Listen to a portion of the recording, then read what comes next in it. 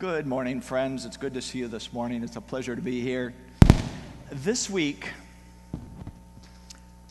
I will be the teller of the story. And I will simply tell you the story because it's how God chose to leave us the clues to figure it out.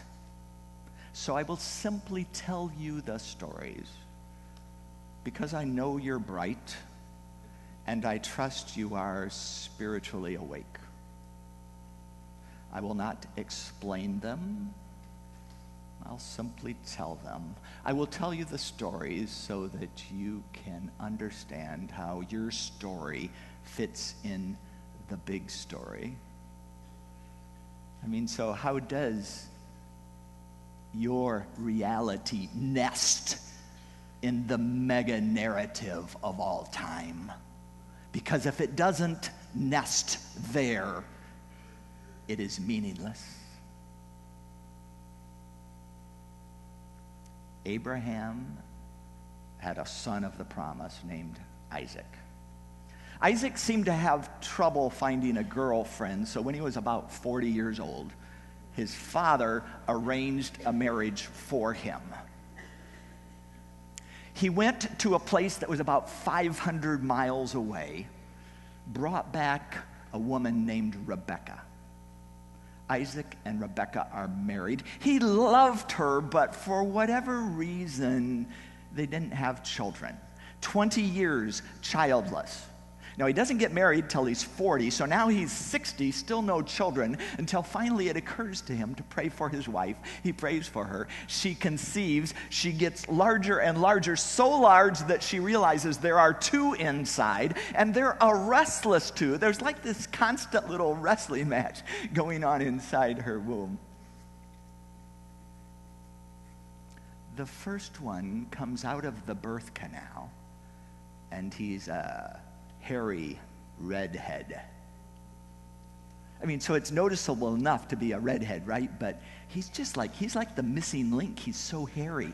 He's like one of these, I don't know if you ever saw one of these orange shag carpets from the 70s, but he's like that. So they name him Red. They name him Esau, the first one out. But even as he's just coming out the birth canal, attached to him, grasping on his heel, is his younger brother. He's hooked on. He's not letting his brother go. So he comes out next, and he's nothing like his older brother. He's neither a redhead nor hairy, but he is a grasper of the heel, and so they name him the one who trips you up. You know how somebody could be walking by and just kind of hit their heel? That's the name they gave him.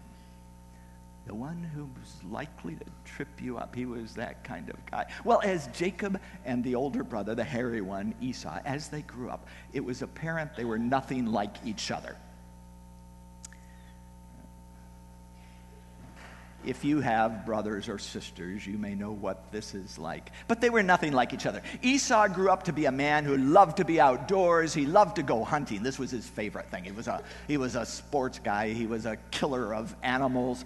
And Jacob, not so much. Jacob liked animals, but it was more like a rancher, right? So they've got flocks, they've got goats, they've got sheep, they've got cows, donkeys, camels, they got all this stuff. And he likes to take care of them, but around the farm, he also turned out to be a pretty good cook.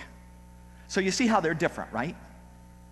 And you can guess some of the sibling rivalry and competition that's going on there. Like one time, Esau's been out on a hunting trip, and he comes in, he's thirsty, he's famished. And here's Jacob, and he has a pot of stew he's made. It's savory stew. It's with lentils, which may not be your favorite grain, but they do put off this hearty aroma. There's meat in it. It's been simmering for hours. It's got the spices. So Esau comes in and he smells this and he's like, I would give anything for that. And Jacob's like, really? Let's talk about it. So they make a deal. Esau, as the firstborn, is entitled to the inheritance of mom and dad. But in this moment of being overcome by his appetite, he says, I will give you the birthright. I will give you the inheritance of mom and dad if you give me a bowl of soup. Jacob's like, all right, deal. Knock yourself out. All you want. In a moment of bodily weakness, Esau gives up his inheritance for a bowl of soup. So that's the kind of relationship they had.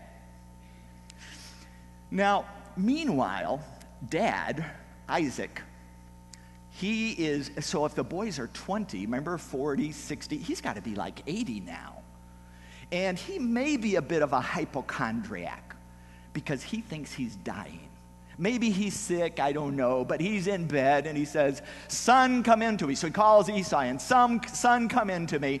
I think I'm about ready to take the big voyage, so I want to give you the blessing before I die. So go out, kill an animal, bring it in, cook it the way I like it, come into here, and I come into the bedroom and I will give you the blessing. Now, to understand, for this to make any sense, you've got to understand that the inheritance, the birthright, that was the blessing of mom and dad. I mean, this is the goodness of mom and dad. But now we're talking about the blessing, and this is the inheritance of God. Right? There's physical stuff, but there's also another reality going on, isn't it? This is the blessing of God that was given. You remember the special compact, the special relationship between Abraham and God. So when Abraham has Isaac, he blessed Isaac. That is, he passed it on to Isaac. He placed Isaac in the center of God's plan. That was the blessing. You are now in the center of what God is doing. God's big story. You're like in it. And now Isaac wants to give that to Esau. So Esau gets his bow and arrow and he goes out to hunt. Well, Mother has overheard the conversation. And another one of the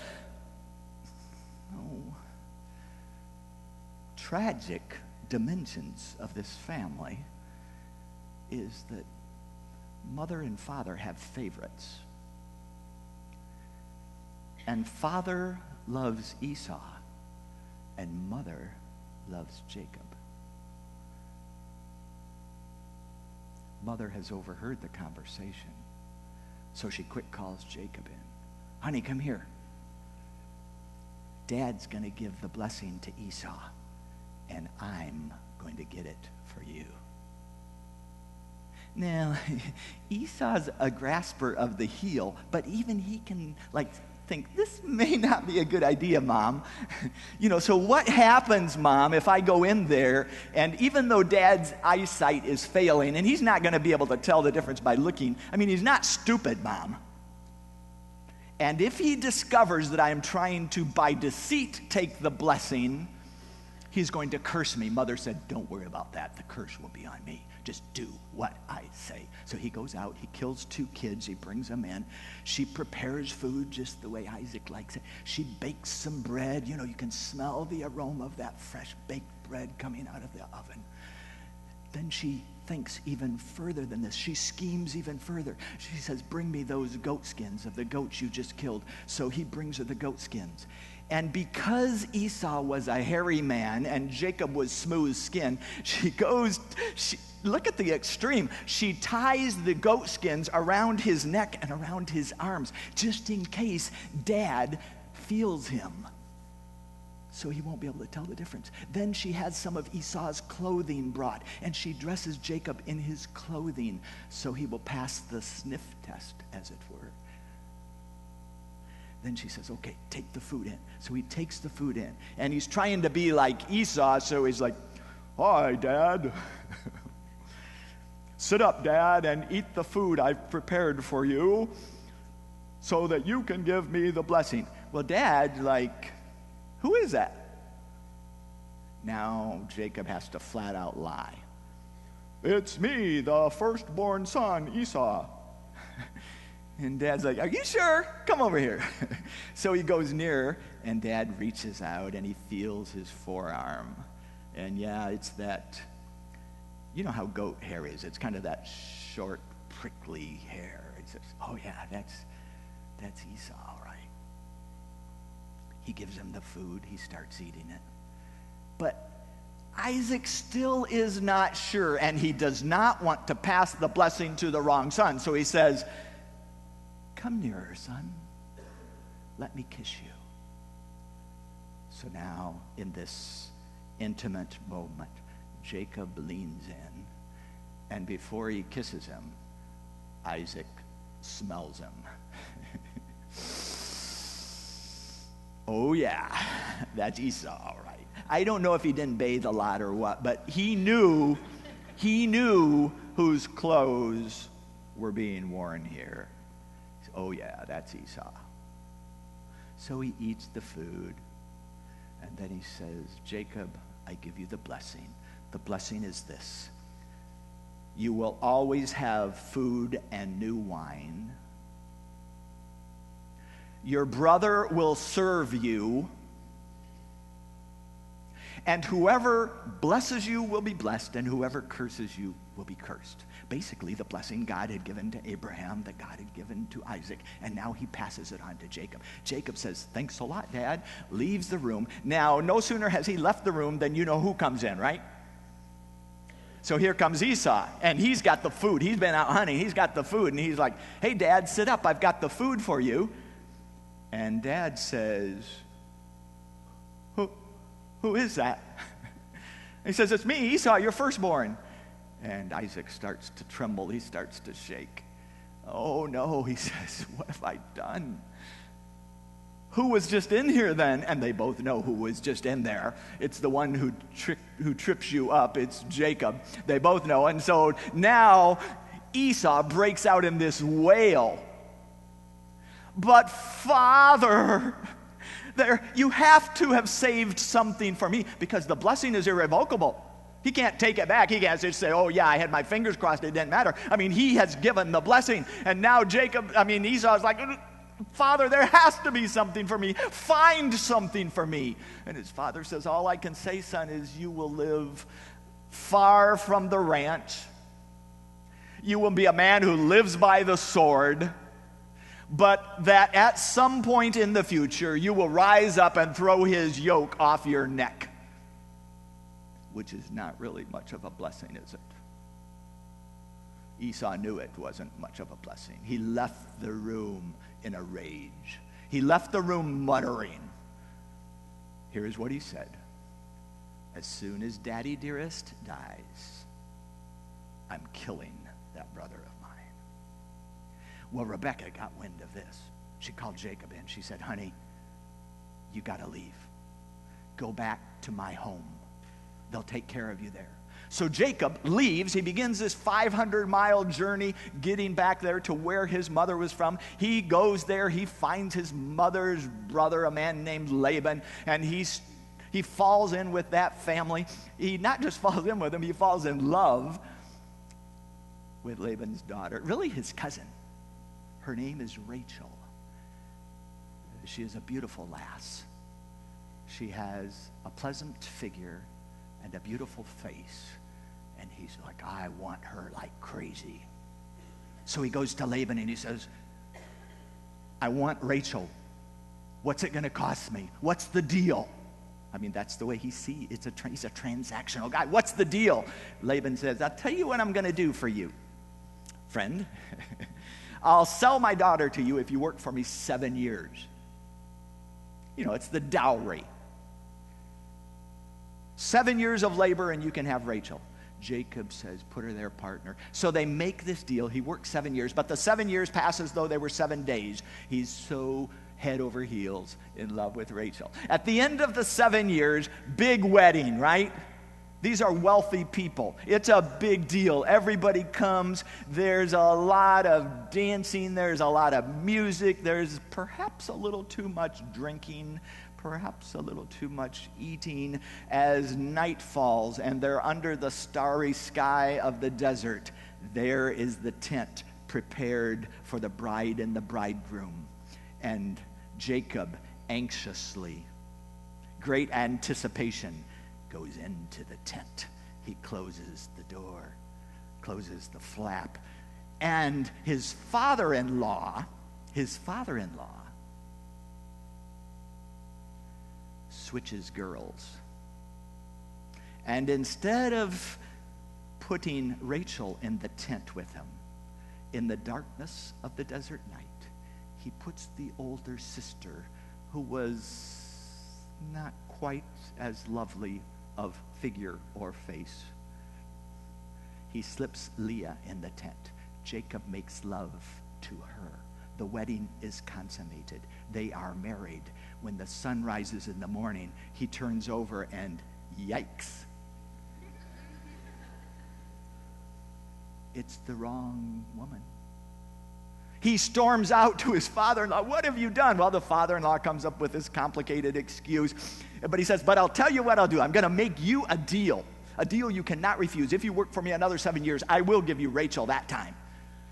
The trickster has been tricked, hasn't he? Jacob says, okay, but I can't wait 7 years.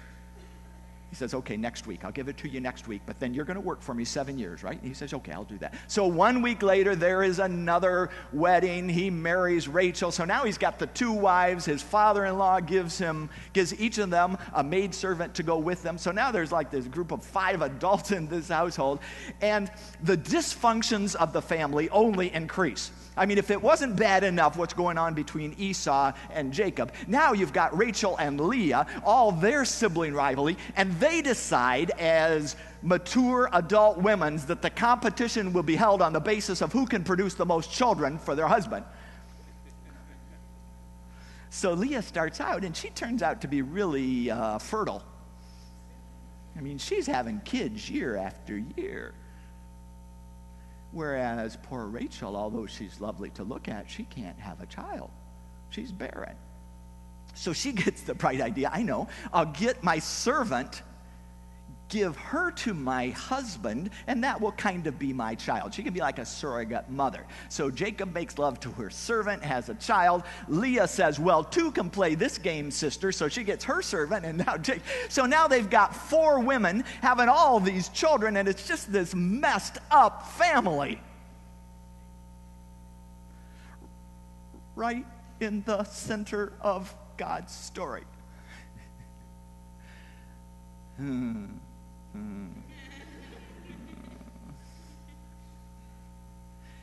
During this period of time, they have, between the 4 of them, they have 11 boys and at least 1 girl whose name we know. There may have been more women.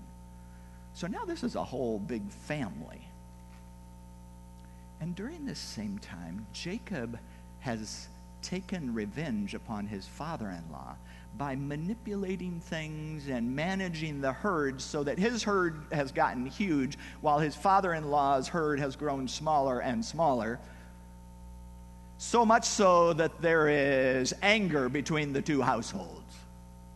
They're not getting along well anymore. The tension is palpable. They do not like each other anymore. So when Laban takes his people out for the annual sheep shearing festival, Jacob says, come on, guys, we're out of here. So he gets the family together, he gets all his animals together, and they've got thousands of animals. I mean, he has done very well. This is not some insignificant little group moving out of town. This is a big deal. He gets them all together, all their workers, all the servants he had. Come on, we're leaving. So they leave. When Laban finds out, he tracks them. He gets out there. They have big confrontation. They finally kind of smooth it out. And he's like, where are you going? And Jacob's, I'm going home. Which has a nice ring to it, unless your home's like their home. He wanted to go home, but while he had been gone, Mom had died. I mean, Mom was his only fan at home. He's going home, but who's there? A dad who doesn't love him? A brother who wants to kill him? This is home? Homecoming's next weekend, friends. Let's kill them all.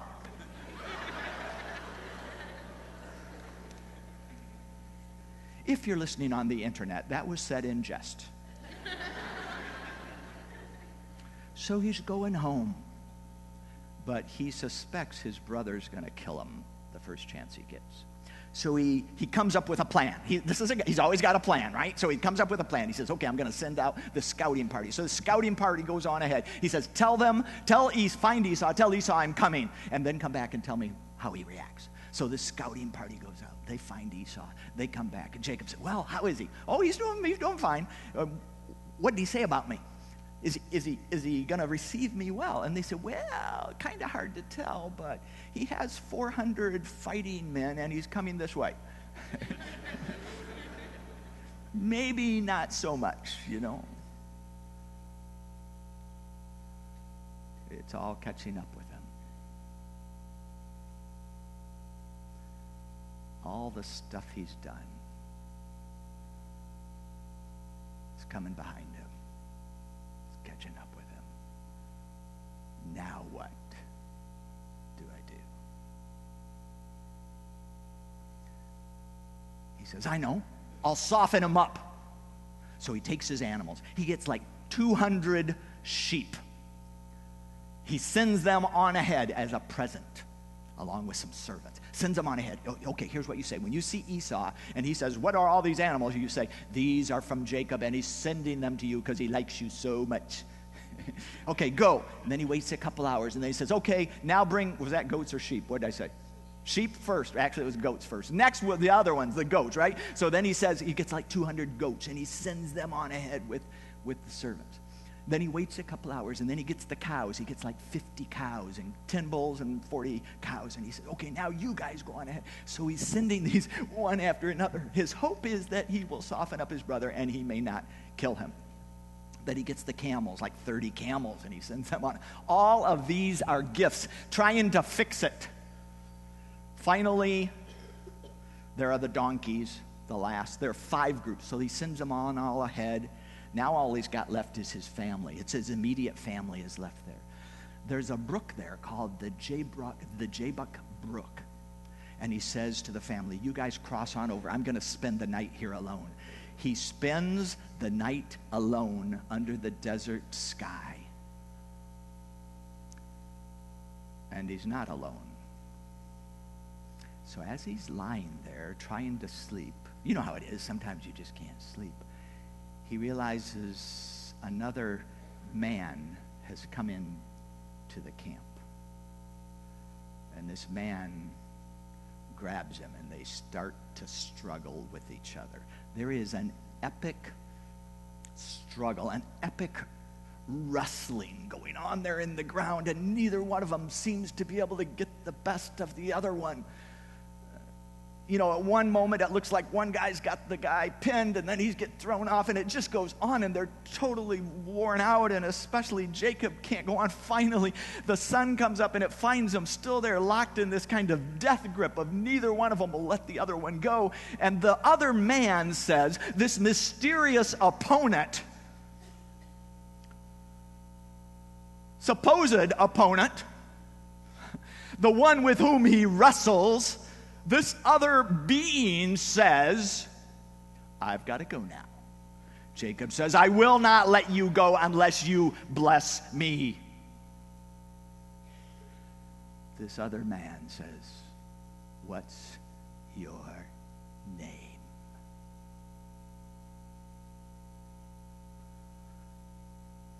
Jacob? No, that's not your name, the other man says.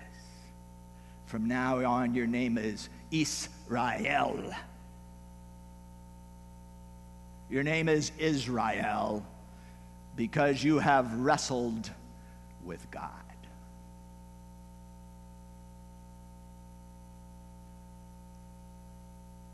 Jacob says, what's your name?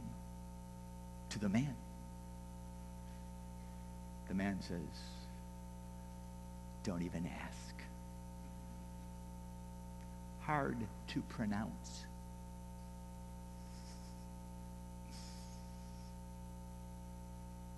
And and then he's gone. Jacob tries to stand up, and he's wounded. He didn't even realize it. He realizes the man could have very easily taken him, but all he did was wound him. From that day on, Jacob walked with a limp. His hip had been dislocated. From that day on, he didn't quite walk right. He called that place Peniel, which means the face of God. He crosses the Jabbok Brook.